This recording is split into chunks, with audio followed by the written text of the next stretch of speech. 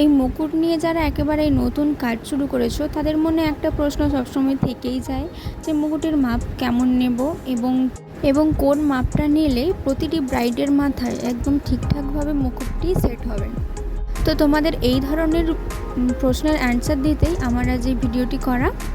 তো তোমরা ভিডিওটি কন্টিনিউ দেখতে থাকো, আশা করি তোমরা বুঝে যাবে মুকুটের সঠিক মাপ কত।